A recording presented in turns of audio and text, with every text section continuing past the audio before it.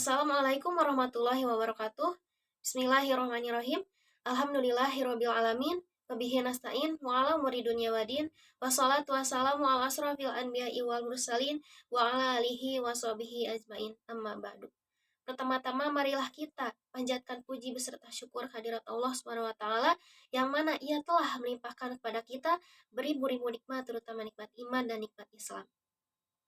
Salawat beserta salam marilah kita limpah curahkan kepada junjungan Nabi besar kita yaitu Nabi Muhammad Shallallahu Alaihi Wasallam. Tidak lupa kepada para keluarganya, kepada para sahabatnya, kepada para tabiin wa tabiutnya dan kepada kita selaku umatnya. Dr. Wahyuni Handayani MT yang saya hormati dan teman-teman semuanya yang saya banggakan, pada kesempatan kali ini kami dari kelompok 7 akan membawakan presentasi yang berjudul Mendeskripsikan Hakikat Guru yang akan dipaparkan oleh kami anggota dari kelompok 7 yaitu yang pemateri pertama yaitu saudari Nadila Duyanti dengan NIM 120207050, kemudian pemateri kedua oleh saudari Ovi Oktaviani dengan NIM 120207057, dan kemudian untuk pemateri ketiga yaitu saya sendiri Mila Deliana dengan NIM 120207043. Maka dari itu, saya persilakan kepada materi pertama, Nadila Duyanti, yang akan memaparkan materinya. Baik, perkenalkan nama saya Nadila Duyanti dengan NIM 120207050. Saya di sini akan memaparkan beberapa materi. Yang pertama yaitu saya akan memaparkan mengenai sedikit penjelasan mengenai guru. Guru adalah orang yang memberikan ilmu pengetahuan kepada anak didik. Guru adalah perencana, pelaksana, dan pengembang kurikulum bagi kelasnya. Dalam Islam, istilah pendidik disebut dengan beberapa istilah seperti mu'adib, murabbi, dan mu'alim. Dalam bahasa Jawa, sering kita mendengar kata guru diistilahkan dengan digugu dan ditiru. Sementara itu, dalam bahasa Inggris terdapat kata-kata yang semakna dengan kata guru, antara lain teacher, artinya pengajar, tutor, artinya guru privat yang mengajar di rumah, ada edukator yang artinya pendidik, ahli didik, dan lecturer yang artinya pemberi kuliah atau penceramah. Slide selanjutnya yaitu saya akan memaparkan lebih jelas mengenai pengertian guru. Dalam literatur pendidikan Islam, seorang guru akrab disebut dengan ustadz, yang diartikan sebagai pengajar, khusus bidang pengetahuan agama Islam. Ada lagi sebutan untuk guru yakni profesor atau mu'alim yang dimaknai dengan orang yang menguasai ilmu teoretik, mempunyai keaktivitas dan amaliyah. Murabbi sering juga digunakan untuk menyebutkan seorang guru. Murabbi sendiri ditafsirkan dengan orang-orang yang memiliki sifat robbani, yaitu bijaksana, bertanggung jawab, dan kasih sayang terhadap peserta didik. Dan mursid, kata tersebut juga sering dipakai untuk menyebut sang guru dalam torikoh. Mudaris yaitu orang yang memberikan pelajaran, dan juga muadib yakni orang mengajar khusus di istana atau etika, moral, dan akhlak. Dalam Al-Quran dijelaskan bahwa seorang guru atau pendidik adalah orang yang mendidik dan mengajar orang lain untuk memanusiakan manusia atau mensucikannya dengan menginternalisasikan nilai-nilai kepada kepribadian peserta didik, terutama nilai tauhid, akhlak, ibadah, dan mengajarkan pengetahuan tentang berbagai hal. Hal tersebut tertera jelas dalam Quran Surat Al-Baqarah ayat 29. Secara terminologi, guru atau pendidik yaitu siapa yang bertanggung jawab terhadap perkembangan peserta didik. Dengan kata lain, orang yang bertanggung jawab dalam mengupayakan perkembangan potensi anak didik, baik kognitif, afektif, ataupun psikomotor sampai tingkat setinggi mungkin sesuai dengan ajaran Islam. Dalam literatur lain, dikatakan bahwa guru adalah pendidik, yaitu orang yang melaksanakan tugas mendidik atau orang yang memberikan pendidik dan pengajar baik secara formal atau non-formal. Sebagai pendidik yang mengambil alih tugas orang tua sebagai tugas yang mulia, oleh karena itu diharapkan seorang guru senantiasa bersikap jujur, tanpa pamrih, dan hanya mengharapkan ridho Allah semata. Sikap itu akan teraplikasi ke dalam proses belajar mengajar sehingga akan menghasilkan generasi yang berkualitas. Dari uraian tersebut, dapat disimpulkan bahwa guru adalah semua orang yang bertanggung jawab atas perkembangan potensi peserta didik, baik dari aspek knowledge, behaviors, psikomotor, dan estetika dengan cara membimbing, membina, dan mengarahkan baik individual ataupun klasikal di sekolah maupun di luar sekolah. Selanjutnya, saya akan menjelaskan mengenai kualifikasi akademik dan kompetensi guru. Di dalam Kamus Besar Bahasa Indonesia, kualifikasi didefinisikan sebagai suatu keahlian atau kemampuan yang dibutuhkan untuk melakukan sesuatu ataupun menduduki jabatan tertentu. Dengan kata lain, kualifikasi adalah hal-hal yang menjadi syarat baik secara akademis maupun secara teknis untuk menduduki jenjang kerja tertentu. Dalam dunia pendidikan, kualifikasi ini didefinisikan sebagai suatu keahlian khusus dalam bidang pendidikan, baik sebagai guru mata pelajaran, administrasi pendidikan, dan lain sebagainya. Kualifikasi guru dalam kegiatan pembelajaran menentukan tercapainya tujuan pembelajaran. Seorang guru yang kompeten harus belajar dan mendalami fungsi sebagai guru yang pada hakikatnya mempunyai kualifikasi. Guru yang profesional adalah mereka yang memiliki keterampilan, kemampuan khusus, kemudian mencintai pekerjaannya, serta menjaga kode etik seorang guru. Di Indonesia, tahun 2005 sudah mempunyai Undang-Undang Guru dan Dosen yang merupakan kebijakan untuk intervensi langsung dalam meningkatkan kualitas kompetensi guru lewat kebijakan yang mengharuskan guru memiliki kualitas rata 1 atau D4 serta mempunyai sertifikat profesi. Dengan kepemilikan sertifikat ini, maka guru berhak mendapat tunjangan profesi senilai 1 bulan gaji pokok guru.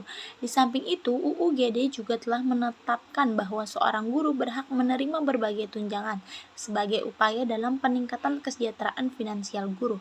Kebijakan di dalam UU GD ini pada dasarnya adalah untuk meningkatkan kualitas kualifikasi dan kompetensi guru seiring dengan peningkatan kesejahteraan mereka.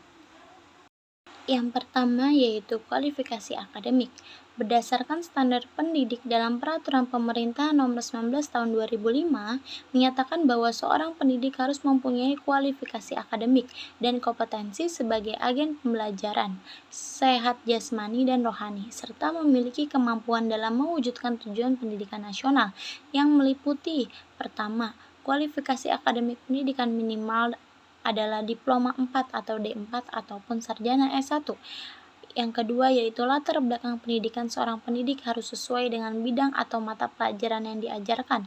Yang ketiga yaitu sertifikasi profesi guru, minimal 36 SKS di atas D4 atau S1. Undang-Undang Guru dan Dosen adalah suatu ketetapan bahwa guru adalah pekerjaan profesional yang berhak untuk mendapatkan hak-hak sekaligus kewajiban yang harus dipenuhi secara profesional. Dengan itu, pendidik diharapkan dapat mengabdi secara total, serta perhatian dan peduli terhadap profesinya. Dalam UU GD diatur ketentuan bahwa yang pertama, pendidik wajib memiliki kualifikasi akademik dan kompetensi pendidik sebagai agen pembelajaran. Yang kedua yaitu kualifikasi akademik didapatkan melalui pendidikan tinggi, program sarjana S1 atau program diploma D4 yang sesuai dengan tugasnya sebagai guru atau guru dan S2 untuk dosen. Saya Opi Oktaviani dengan NIM 12020700057. Selanjutnya yaitu mengenai kompetensi guru. Undang-Undang Sistem Pendidikan Nasional Sisdiknas tahun 2003 Pasal 35 ayat 1 menyebutkan bahwa standar nasional pendidikan terdiri atas standar isi, standar proses, kompetensi lulusan, tenaga kependidikan, sarana dan prasarana, pengelolaan, pembiayaan, dan penilaian pendidikan yang harus ditingkatkan secara berkelanjutan. Memahami hal tersebut, tentu guru yang bertugas sebagai pengelola pembelajaran dituntut untuk mempunyai standar kompetensi dan profesional. Hal itu karena betapa pentingnya peran guru dalam menata isi, sumber belajar, mengelola proses pembelajaran, dan melakukan penilaian yang berguna menciptakan sumber daya manusia yang bisa memenuhi standar profesi.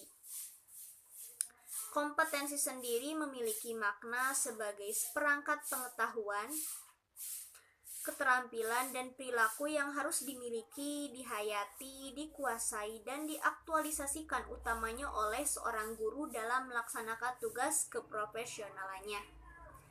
Kompetensi guru adalah keterpaduan antara kemampuan personal, keilmuan, teknologi, sosial, dan spiritual yang secara keseluruhan membentuk kompetensi standar profesi guru yang mencakup penguasaan terhadap materi, pemahaman pada peserta didik, pembelajaran yang mendidik, serta pengembangan kepribadian profesionalisme. Selain standar kompetensi profesi, guru juga harus memiliki standar moral, sosial, spiritual, intelektual, fisik, dan psikis. Hal ini karena dalam melakukan tugasnya, guru diibaratkan sebagai pembimbing dalam suatu perjalanan, guide of journey, yang bertanggung jawab atas kelancaran proses pembelajaran. Nah, menurut Undang-Undang Nomor 14 Tahun 2005 tentang guru dan dosen, pasal 10 ayat 1, kompetensi guru itu ada 4. Yang pertama yaitu kompetensi pedagogik, yang kedua kompetensi kepribadian, yang ketiga kompetensi sosial, dan yang keempat kompetensi profesional. Nah, untuk poin 1 yaitu kompetensi pedagogik itu memiliki pengertian sebagai kemampuan seorang guru dalam memahami peserta didik, merancang dan melaksanakan proses pembelajaran, mengembangkan peserta didik, dan evaluasi hasil belajar peserta didik untuk mengaktualisasi potensi yang mereka miliki. Yang kedua yaitu kompetensi kepribadian adalah kemampuan personal yang dapat mencerminkan kepribadian seseorang yang dewasa, stabil, berakhlak mulia, serta dapat menjadi teladan yang baik bagi peserta didik. Sedangkan kompetensi sosial yaitu kemampuan yang dimiliki seorang guru dalam berkomunikasi dan bergaul dengan tenaga kependidikan, dengan peserta didik, dengan orang tua peserta didik, dan masyarakat di sekitar sekolah. Dan yang terakhir adalah kompetensi profesional yang memiliki makna sebagai penguasaan terhadap materi pembelajaran dengan lebih luas dan mendalam, mencakup penguasaan terhadap materi kurikulum mata pelajaran dan substansi ilmu yang menaungi materi pembelajaran dan menguasai struktur serta metodologi keilmuannya. Materi selanjutnya yaitu mengenai hak dan kewajiban guru. Guru merupakan suatu profesi, yaitu suatu jabatan atau pekerjaan yang tentu membutuhkan keahlian ataupun keterampilan khusus. Syarat guru dikatakan sebagai profesi karena mereka telah memenuhi beberapa kriteria seperti memiliki organisasi profesi, ada kode etik profesi, serta jabatan yang lebih mementingkan dan mendahulukan layanan dibandingkan dengan keuntungan pribadi. Guru merupakan salah satu bagian dari aparatur sipil negara yang mempunyai hak dan kewajiban yang tentu sudah diatur dalam undang-undang yang berlaku. Ada 2 peraturan perundang-undangan yang mengatur hak dan kewajiban guru, yaitu Undang-Undang Nomor 20 Tahun 2003 tentang Sistem Pendidikan Nasional atau SPN dan Undang-Undang Nomor 14 Tahun 2005 tentang Guru dan Dosen. Ada 5 hak guru menurut Undang-Undang Nomor 20 Tahun 2003 seperti tertera pada pasal 40 ayat 1. Yang pertama, hak guru adalah memiliki penghasilan serta adanya jaminan kesejahteraan sosial yang pantas dan memadai. Hak yang kedua yaitu mendapatkan penghargaan sesuai dengan tugas dan prestasi kerjanya. Yang ketiga yaitu mendapatkan pembinaan karir sesuai dengan tuntutan pengembangan kualitas. Yang keempat, memperoleh perlindungan hukum dalam melaksanakan tugas dan hak atas kekayaan intelektual. Dan yang terakhir yaitu mempunyai kesempatan untuk menggunakan sarana, prasarana, dan fasilitas pendidikan untuk menunjang kelancaran pelaksanaan tugas. Adapun kewajiban guru dalam Undang-Undang SPN terdapat pada pasal 40 ayat 2, yaitu yang pertama, menciptakan suasana pendidikan yang bermakna, menyenangkan, kreatif, dan dinamis. Yang kedua, yaitu mempunyai komitmen secara profesional untuk meningkatkan mutu pendidikan. Dan yang terakhir, memberi teladan serta mampu menjaga nama baik lembaga, profesi, dan kedudukan sesuai dengan kepercayaan yang diberikan kepadanya. Selain itu, guru juga memiliki peran, hak, dan kewajiban sebagaimana yang tercantum dalam Undang-Undang Nomor 14 Tahun 2005 tentang guru dan dosen. Seorang guru harus mampu mengembangkan keprofesionalismenya dalam rangka tercapainya pendidikan mutu pendidikan nasional.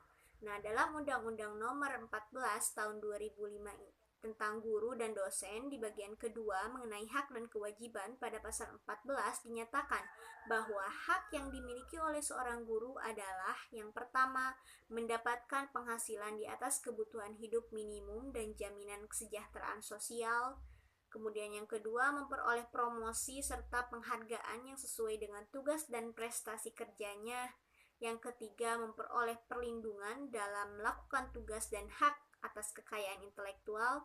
Yang keempat, mendapatkan kesempatan untuk meningkatkan dan mengembangkan kompetensi. Yang kelima, mendapatkan, menggunakan, dan memanfaatkan sarana prasarana pembelajaran guna menunjang kelancaran tugas keprofesionalannya. Kemudian yang keenam, mempunyai kebebasan dalam memberikan suatu penilaian dan ikut serta menentukan kelulusan, penghargaan, serta sanksi terhadap peserta didik sesuai dengan kaidah pendidikan, kode etik yang dimiliki guru, dan peraturan perundang-undangan. Yang ketujuh, memperoleh rasa aman dan jaminan atas keselamatan dalam melaksanakan tugas. Yang kedelapan, mempunyai kebebasan dalam bersyarikat dalam organisasi profesi.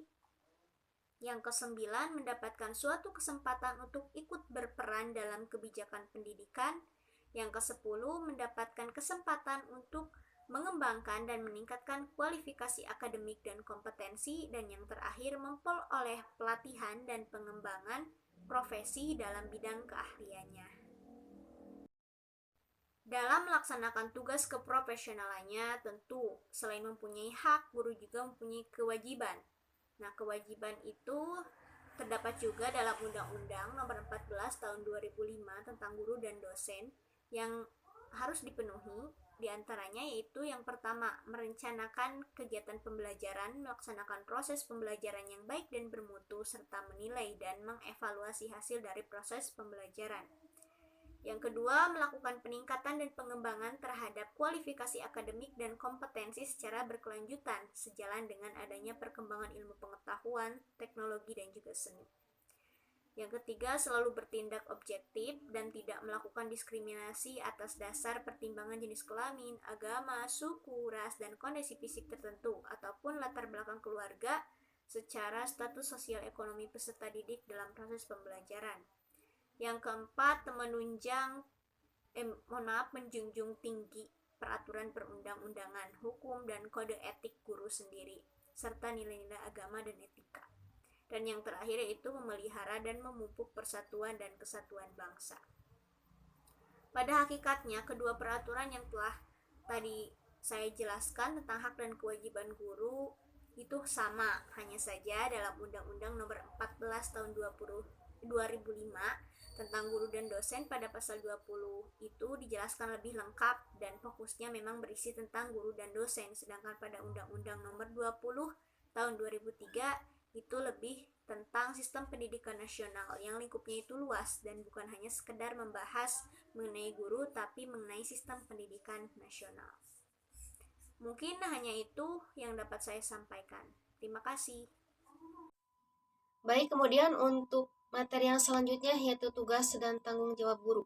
Tugas utama seorang guru dibedakan menjadi 3 bagian, yaitu yang pertama tugas profesi atau profesional, yang kedua tugas kemanusiaan, dan yang ketiga tugas kemasyarakatan.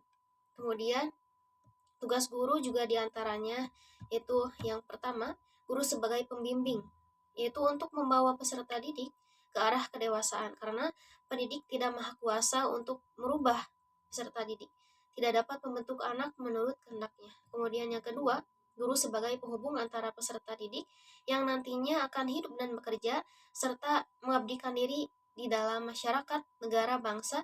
Dengan demikian, peserta didik harus dilatih dan dibiasakan di bawah penguasaan guru di sekolah. Kemudian yang ketiga, guru sebagai penegak disiplin. Guru menjadi contoh teladan dalam segala hal tata tertib, baik yang berlaku di sekolah maupun yang terdapat di lingkungan masyarakat sekolah. Kemudian yang keempat, guru sebagai administrator dan manajer. Di samping mendidik, seorang guru harus dapat mengerjakan urusan tata usaha sekolah seperti membuat administrasi perlengkapan sekolah. Kemudian yang kelima, guru sebagai perencana kurikulum. Guru menghadapi peserta didik setiap hari. Gurulah yang paling tahu kebutuhan peserta didik dan masyarakat sekitar. Karena itu, dalam penyusunan kurikulum, kebutuhan sekolah dan lingkungan tidak boleh ditinggalkan. Nah, kemudian yang selanjutnya, guru sebagai pemimpin. Guru mempunyai kesempatan dan tanggung jawab dalam banyak situasi untuk membimbing peserta didik ke arah pemecahan masalah, membuat keputusan secara signifikan dan representatif dan adil bijaksana. Guru sebagai sponsor dalam kegiatan peserta didik, artinya guru harus turut aktif dalam segala aktivitas anak didik, misalnya dalam ekstrakurikuler, membentuk kelompok belajar, dan lain sebagainya yang berguna bagi kepentingan sekolah dan masyarakat lingkungan.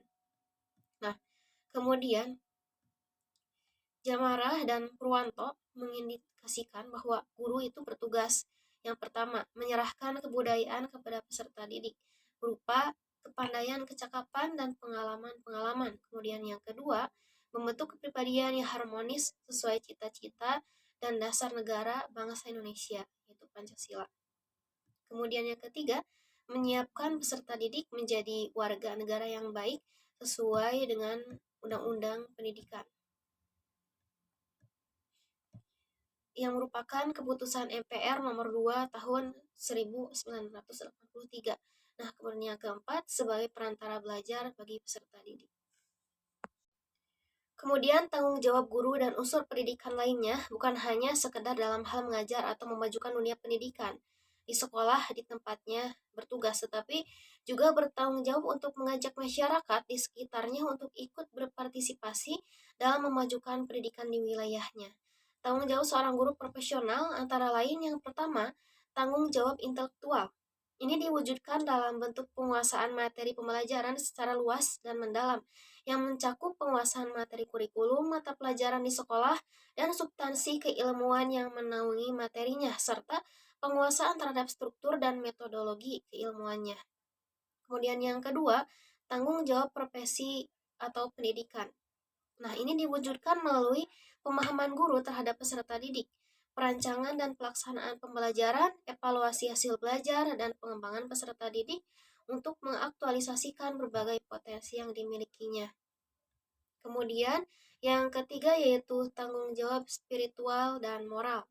Nah, ini diwujudkan melalui penampilan guru sebagai insan beragama yang perilakunya senantiasa berpedoman pada ajaran agama dan kepercayaan yang dianutnya, serta tidak menyimpang dari norma agama dan moral.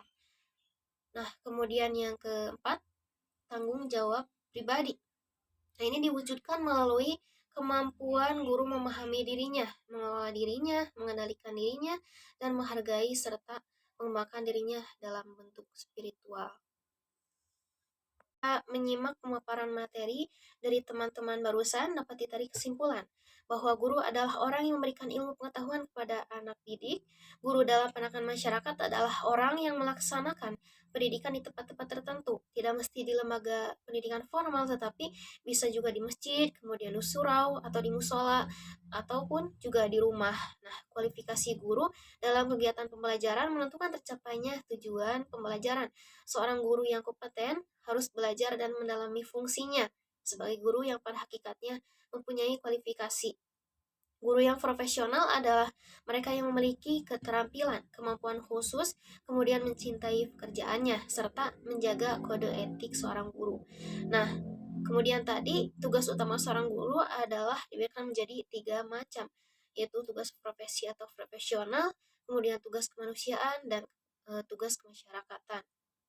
Kemudian Tanggung jawab guru juga dikategorikan ke dalam 5 macam, yaitu tanggung jawab intelektual, profesi atau profesional, sosial, kemudian moral, spiritual, dan tanggung jawab pribadi. Nah, itu saja yang dapat kami sampaikan. Mohon maaf apabila ada kesalahan ataupun kekurangan dari kami. Wabillahi taufiq wal hidayah, waridho wal inayah. Wassalamualaikum warahmatullahi wabarakatuh.